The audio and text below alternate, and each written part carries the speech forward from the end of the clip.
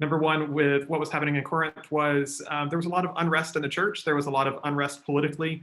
The rich were getting far richer and the poor were getting far poorer. There was a lot of question about whose spiritual gifts were the most spiritual and the most right and the most wonderful. And Paul was dealing with a lot of things in his first letter to Corinth, in Corinthians. And I went through the entire book, and one of the things that when I was asked to preach back almost, 2 months ago, Pastor Lamar came to me and said that he would like me to preach this particular sermon or this particular day. And I asked him what he was preaching leading up to it. And his discussion was going to be on Advent, which is faith, hope, love, and joy. Reverend Tammy took one of those weeks, and the initial thought was to close out Advent the week after Advent, and at the same time put together a rallying cry for what I thought the church should be doing in 2021 and what the go forward would be.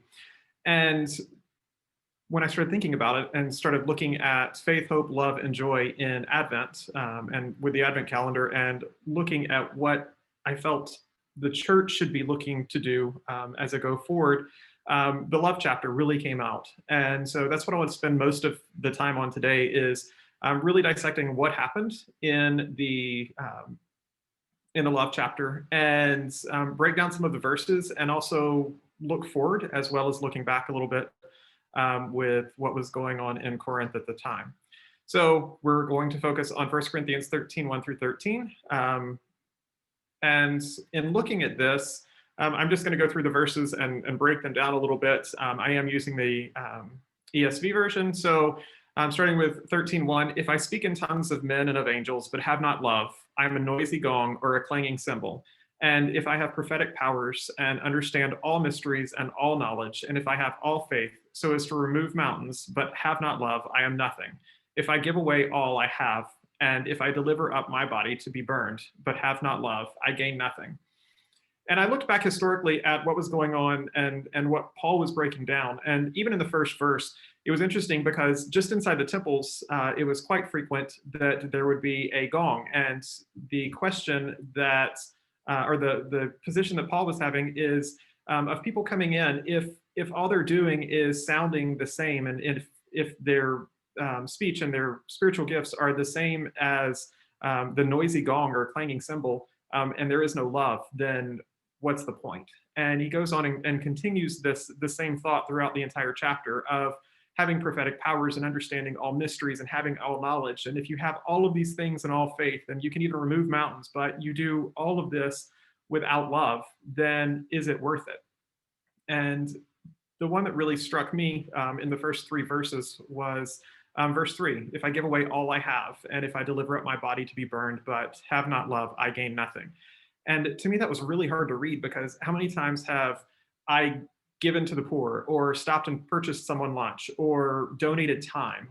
All of these moving parts and pieces that I've done, did I do it truly in love? And so then I started asking, okay, what does it mean to love? And what does love look like in the way that Paul was describing this in 1 Corinthians 13:13. So in doing some research and looking at the 4 types of love as described in both the Old and the New Testament, there were 4. And the first one was eros, which I think that most of us are pretty familiar with. It's physical love. It's how you would describe a lover, or eroticism. It also comes out of eros. Storge is family love, which is parents and children, which I thought was really interesting that there is a specific description of storge love that is not God's love for us. That's completely separate. The third one is philia, which is where we get Philadelphia. It's affectionate love, friendship, brotherly love, etc. And the last one is agape, which is love of choice. And that's the one that I want to focus on today, because it's known as divine love, which represents charitable love. And so often we hear that it's divine love, God's love for us, which is true. But the specific of that is it's God's charity to us to give us something that is void of us being able to give anything back. It is the absolute purest, most charitable giving love, because we can't give enough back. And so that's what Paul was looking at in 1 Corinthians, is the love that we have, and the love that he's describing in all of the verses is the love that we have for each other, that charitable love, whether or not the person can give you something back, and whether or not the person can ever do anything that is deserving. Do you love them? And it is a love of choice, and I think it's probably the hardest, because the friendship love, I have all day. I'm friends with a lot of people who are on the call. I'm friends with people across the country and around the world and all of that fun stuff. I have family love because of my parents. But that agape love, where is that right now? And to me, it's really, really hard. And if you look at what's going on in the world right now today, and you compare that to what was happening in Corinth, it's actually pretty similar. The rich are getting richer, the poor are getting poorer. We now have a new term called centillionaires. Jeff Bezos is now a centillionaire because he has so many billions that he's into the hundreds of billions. So that makes him a super special billionaire, I guess. And if you look at that, and then you look at the same time at the miles long food lines that were happening on Christmas Eve, it's heartbreaking that we're repeating history again and again. And are we loving others with the agape love? If you also look at what was going on in the church of Corinth, where they were actually fighting about whose spiritual gift was the best, which I think is hysterical, because Paul breaks down and he says, we can't all be eyes, we can't all be mouths, we can't all be hands, we all play a part in this thing of church. But they were actually having a proverbial pee-off about, well, my spiritual gift is better than yours. And so Paul had to break this down and say, not cool, and let's talk about what it means to love. Hi, Dan. So in going further, and in looking just past the first few verses, we have what are my least favorite verses in all the Bible, because I think that it's misconstrued so much. And I'm sure that everyone has heard this 1,000 times if you've gone to any Christian-based wedding. It's love is patient and kind. Love does not envy or boast. It is not arrogant or rude. It does not insist on its own way. It is not irritable or resentful. It does not rejoice at wrongdoing, but rejoices with the truth. Love bears all things, believes all things, hopes all things, endures all things. Love never ends. As for prophecies, they will pass away. As for tongues, they will cease. As for knowledge, it will pass away. Now, at face value, I think that this is a beautiful passage, because it really describes what God expects us to, or how God expects us to bring love. And this is Paul's description of that, but he's saying that love is patient and kind. And if our agape love and our charitable love for each other does not envy or boast, and it is not arrogant or rude, then this is the type of love that Paul was defining. What bothers me about this passage is so many times we hear it in weddings, and it's used as a promise between husband and wife, or between spouses. And it's not reserved just for spouses. This is something that we should be having for everyone. And that's what sort of my aha moment in this is it's really sweet to make this promise to your partner and to your future spouse, but is it as easy to do this to the homeless person who's camping outside the church, who I have to brush off the steps to get into the building? Is it as easy as, you know, the person who I am politically misaligned with, who I get to talk about politics every time I see them because that's their passion? So all of these moving parts and pieces, what does um, how do we look and how do we portray ourselves and how are we exemplifying the relationship that we say that we have with God and with Christ through our love for others? Going further, and I only have 2 more slides on this, but Paul further goes into, for we know in part and we prophesy in part, but when the perfect comes, the partial will pass away. When I was a child, I spoke like a child. I thought like a child. I reasoned like a child. When I became a man, I gave up childish ways. For now we see in a mirror dimly, but then face to face. Now I know in part, then I shall know fully, even as I have been fully known. And I had to go back to several commentaries on this one because it made absolutely no real sense to me. And then I started thinking about it. And Reverend Tammy, I love your feedback as you're smiling at me. I'll freely admit that I didn't get this part. But what was interesting is Paul was separating the here and the now versus the future and also the past all at the same time. And my understanding is that he's saying that today there is not perfect. We're partially correct. We partially understand.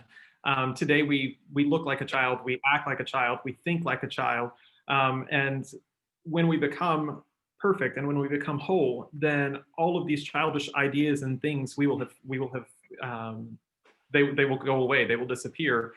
And in looking at it that way, it gives me something to look forward to, that no, I'm not perfect, and no, I don't have agape love for every person I come in contact with, and no, I don't speak like I always should, and I don't reason like I always should, but I will be made perfect one day. And at this point, I'm going to continue down that path.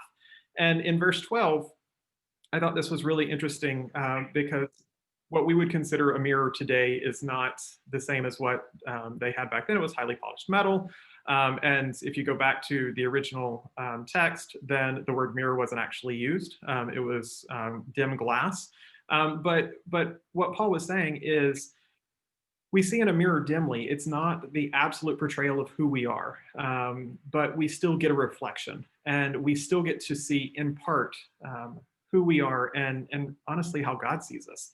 And for now, we can see that, but we know that one day we will have the complete picture. We will have the completeness of that, and we will no longer think and act and reason like children, but as adults. I look forward to that because some days I am pretty childish. Some days not so much. And then my absolute favorite verse out of the entire book of First Corinthians, I actually have it tattooed on my finger. It says, there was faith, hope, and love abide, these 3, but the greatest of these is love.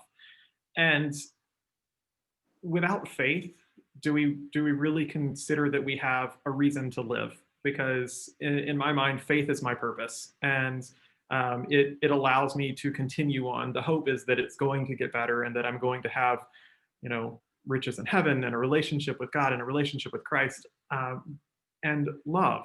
And of the 3, the greatest of all of these is love.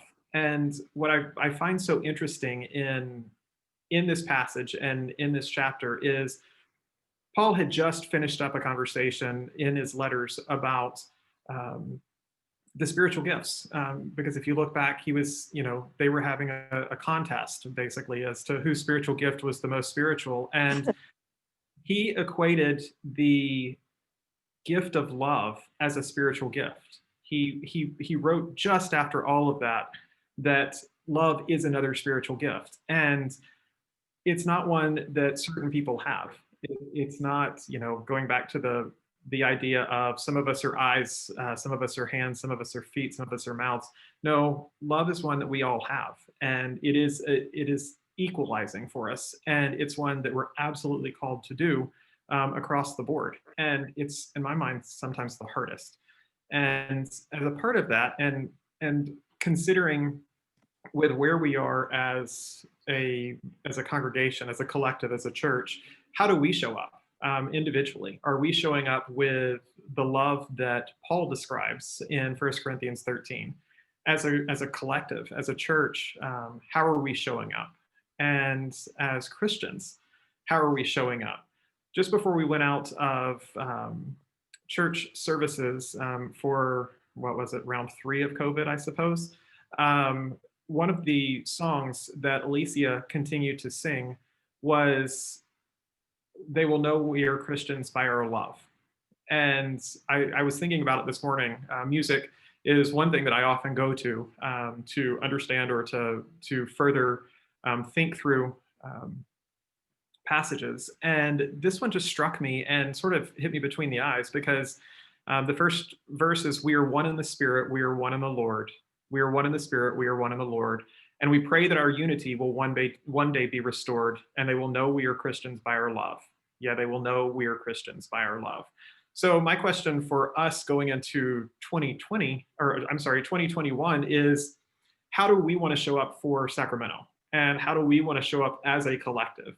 Um, I I don't have the answer yet. I probably never will. I think it's a collective answer that we have to come to. Questions I'm asking right now: if our vision is creating spaces of belonging for everyone, how do we deliver that? How do we create a space that everyone in Sacramento, be they rich, poor, black, white, gay, straight, anything in between, how does everyone feel welcome and feel as though they belong?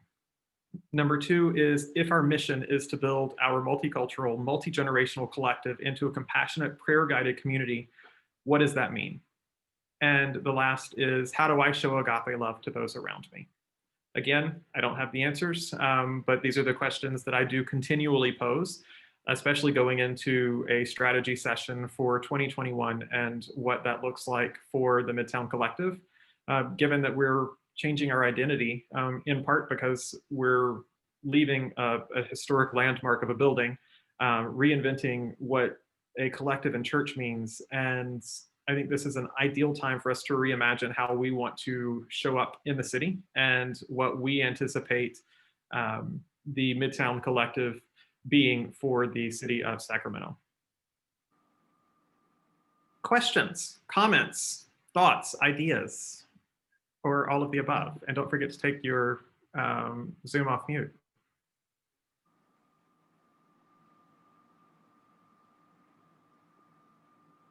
No questions. Well, I will start by thanking you for that reminder of agape love being a choice. And, I often tell people that there's always a choice. When people say, I had no choice, there's always a choice. And love is also one of those. I'm excited to see where Midtown Collective is going. You said that you left the historic building, but you haven't left behind the history that is attached to the church. So that moves with you, right? Absolutely. Okay. That was my main question. I was like, wait, what? You're leaving behind 170 powerful years of evolution and reinventing itself? That's how we No, got here. exactly. And if you look historically at what all the church has done since the church Yeah. began, um, Yeah. taking a hard stand against slavery before the Emancipation Proclamation was even Mhm. penned, baptizing and ordaining the first female minister in the state of California, baptizing the Mhm. first Chinese person in the state of California who later became a pastor. We have a rich history and heritage of being groundbreaking and really sort of rabble rousers of our time. Yeah. We were going against the grain from the beginning, and I think now's the time to continue that tradition. How do we break out of that? In looking at one of the things that Corinth was going through at the same time is there was a lot of happenings around idolatry, and Mhm. they were worshiping idols, but they were also worshiping the temples. And Right. this is a great time for us to go back to really Old Testament and New Testament worship and gathering. We don't have a quote big beautiful stained glass building to come to. So now we get to be scrappy and we get to do it more like the disciples did. And so what does that look like? I don't know yet, but I'm super Right. excited. Right now we're disciples in Zoom. I would love to be disciples in a park somewhere sometime soon. But this is where we are. So I'm going to make the best of it and continue. Yeah, that's good. Any other questions, ideas, comments? Please don't be shy. I'm not. I know a lot of us probably have a lot of questions about where we're going, how we're going to do it, what's going to happen. And this is one of those adventures that we always see movie characters like Harry Potter getting involved in. There's lots of big unknowns. And it's a matter of hang on and let's see what happens. Absolutely, Kevin. And I'm not being intentionally evasive on go forward and plans. I am absolutely moving forward in putting together the strategy. I'm also I do want to take the next couple of days and not really unplug, but at least unplug part of my mind. So after the first of the year, I will be putting together Zoom meetings that are not on Sunday mornings for the collective to ideate on what the go forward strategy looks like, who's involved, how do we get involved, the financial implications of our decisions, where we are financially after the sale, because we did pay off a lot of debt, because we were carrying a lot of debt, and what I think we can do to present ourselves to Sacramento in a loving, giving, and caring way, while also being self-sustaining.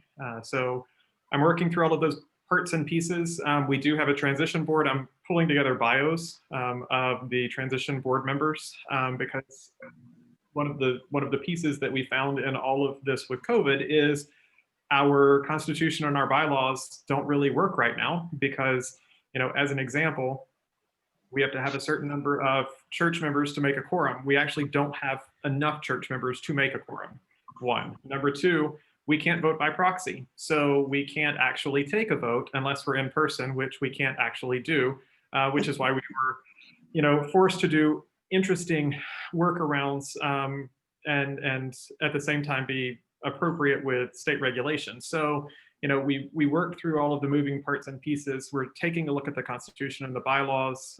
The transition board, I will tell you without any hesitation that Pastor Lamar, before he decided to retire/resign, and I spent time looking at people we knew in the community who are very strong business-minded people. Some are people who have come to church or who are coming to church. Others are professionals who own their own business. And we looked for a broad swath of people who would help us in a pretty big transition time in looking at looking at the implications of a business. The spirituality side, I think that we as a collective, we can continue down that path together. But I do think that we need to surround ourselves with business professionals who can help us make some strong decisions in that regard. So we put together a transition board to do that, and I'll pull out bios and put that together so that we can have Zoom meetings after the first of the year. I want to present those ideas to the board first, and get their feedback, and then also start bringing in others to have the conversations.